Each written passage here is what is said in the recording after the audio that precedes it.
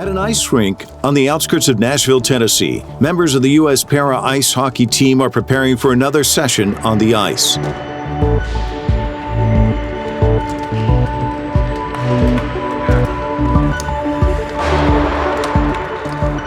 Para ice hockey, or sled hockey, only made its Paralympic debut in 1994, but it has quickly become a key event at the Olympic Games.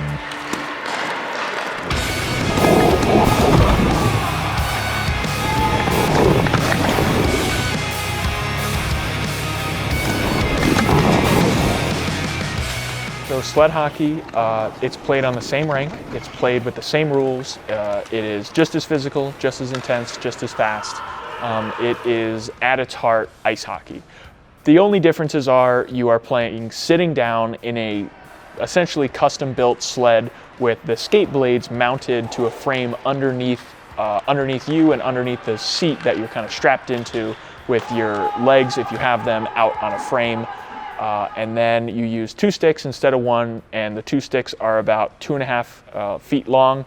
And then on one end you have the hockey stick part, you tape up, you stick handle and shoot with. Then at the other end you have metal ice picks that you dig into the ice and propel yourself almost like a cross-country skier would. Jack Wallace was part of the U.S. team that won gold at the 2018 Games in Pyeongchang. As a kid, I played a bunch of different sports. I played football, I played baseball, wrestled, lacrosse. I did pretty much everything that my parents had time for me to do. But ice hockey was always my favorite.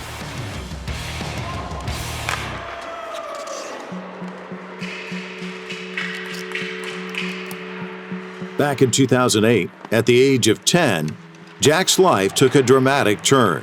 I was on a family vacation in 2008 in Lake George, New York. We were water skiing. We had two people off the same boat water skiing at the same time, having a great day on the water. Then unfortunately, I was in the water and ended up getting struck by the propeller on the back of the boat. Well, the propeller basically destroyed the majority of my right leg, basically from the bottom of my butt all the way down to my heel. I screamed, and then I looked down and the water's all completely red around me. I didn't know what was going on. Started to go into shock. My dad pulled me up on the boat, and at that point, I'm kind of in and out. In my head, I kind of had those thoughts like, oh, as a 10-year-old, it's kind of hard to fathom that you're going to think that you're going to die. But in those, when I was fading in and out, it's like, oh, okay, like I might die. Like this isn't good. Like, ended up getting life flighted to a trauma center where I was put into a medically induced coma for 3 days, and then during the course of those 3 days, went through numerous surgeries, vascular surgeries, trying to reduce blood loss and try and repair my leg the best they could. But at the end of the day, they really had to amputate to save my life. Jack had his right leg amputated. Soon he began to struggle with depression. It was an incredibly sad, sad few months, sad year. Kind of the slow realization of how my life had been just completely changed. How all I wanted to do was to go play games with my friends, go do sports with my family. It is really easy to get sad and feel depressed, and I definitely went through those periods where I was talking to my parents like, hey, is there any way we can just not do this? Like, is there any way like I can kind of just end it right here? Like, I don't want to go through this whole process and all that stuff. And I had those dark moments, and it's hard to think back, as a 10-year-old, basically asking someone to kill you because it's such a difficult moment. From that despair came hope, and it began at a summer camp that following year.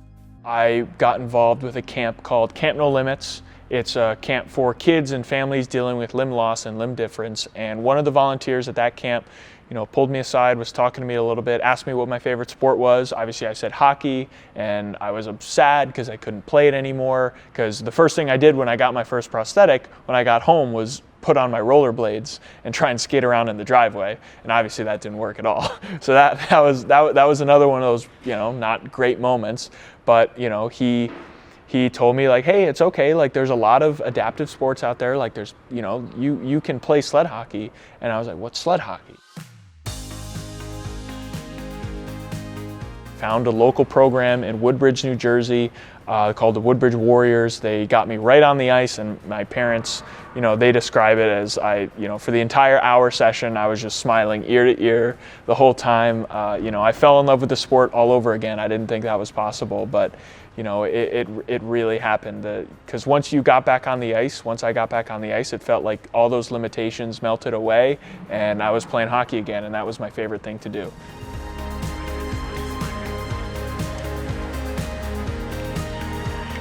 Jack was soon on a pathway to the U.S. national team. After a few years playing for the development side, he made his senior debut in 2016. 2 years later, he lined up for the U.S. in the Paralympic final against Canada. Canada scored early in the game, and we just could not score, and we ended up pulling our goalie with about a minute and a half left on the clock. And then, they get a rush down on an empty net, but then the puck hits the post. We pick it up and we rush down the other end of the ice, and then we end up tying the game with about 30-something seconds left. And then going into overtime, and then we end up scoring. I'm skating back to the pile. We all rush the goalie to celebrate, and I ripped my helmet off, and it was so loud, and I knew exactly where my family was sitting. And I ripped the helmet off, and I looked right at them, and they were going absolutely nuts.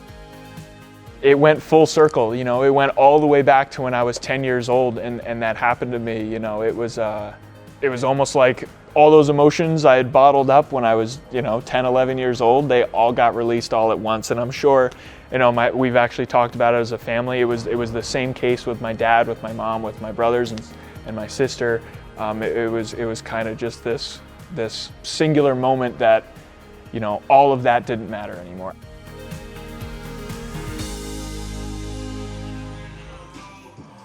We're ready to go. This team is looking better than it ever has, which is crazy to think after 3 consecutive gold medals that this team just keeps getting better. It's going to be super intense. Everyone's going to come out absolutely flying at us, because we are the defending champs, and no doubt in my mind that Canada, Russia, China, Czech Republic, every single country there is going to be gunning for us. So we're taking that with a grain of salt, and we're going to be ready. Fast forward to 2022, and the U.S. team beat Canada in a 5-0 victory in Beijing for its 4th consecutive gold medal.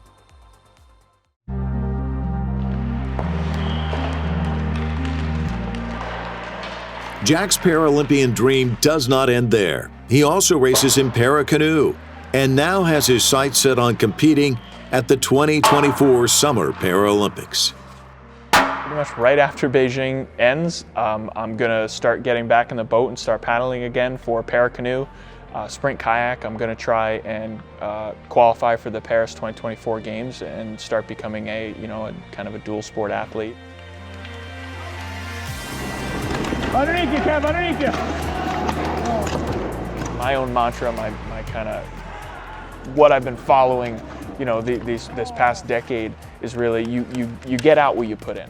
And that's, at the end of the day, you can't expect to progress from anything. You can't expect to get better at anything. You can't expect things to just happen without actually putting in the work, putting in the energy, putting in the time to make that happen.